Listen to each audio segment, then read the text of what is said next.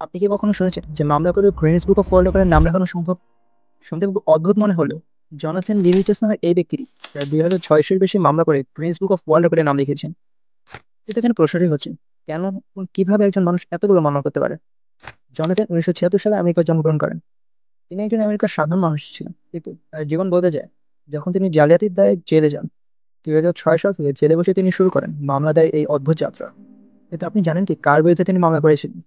তিনি মামলা করেন Bill Gates, George Bush, Britney Spears, এমনকি সোমালিয়ার জলদস্যুদের বিরুদ্ধে তিনি মামলা করেন। হ্যাঁ, ঠিকই শুনেছেন। বিষয়টি খুব হাস্যকর। তিনি এমনকি গ্রেট থিফ অটো গেমটির বিরুদ্ধে মামলা করেন এই বলে যে এই গেমটাই ছিল তার জেলে যাওয়ার প্রধান কারণ। তাছাড়া তার নাম যখন গ্রিনিস বুক অফ ওয়ার্ল্ড রেকর্ডে দেওয়া হয়, তখন তিনি গ্রিনিস বুক অফ ওয়ার্ল্ড রেকর্ডের বিরুদ্ধে প্রায় $৫০,০০০, যা বাংলাদেশী টাকায় প্রায় ৪০ লাখ টাকা ক্ষতিপূরণ চায়। তিনি কারণ হিসেবে বলেন যে গ্রিনিস বুক কেন তার নাম অনুমতি ব্যতীত গ্রিনিস বুক অফ ওয়ার্ল্ড রেকর্ডে দেয়। একটি সূত্র অনুযায়ী জানা যায় যে রিচেস তার মায়ের বিরুদ্ধে প্রায় $২০,০০০ ক্ষতিপূরণ চায়, যা বাংলাদেশী টাকায় প্রায় ১৬ লাখ টাকা। রিচেস কারণ হিসেবে জানায় তার মা নাকি তার ছোটবেলায় সঠিকভাবে লালন পালন করতে পারেনি। আর এই মামলাগুলো এতটাই অদ্ভুত ছিল যে মানুষে মনে করেন এগুলো ছিল আইনের একটি অপব্যবহার।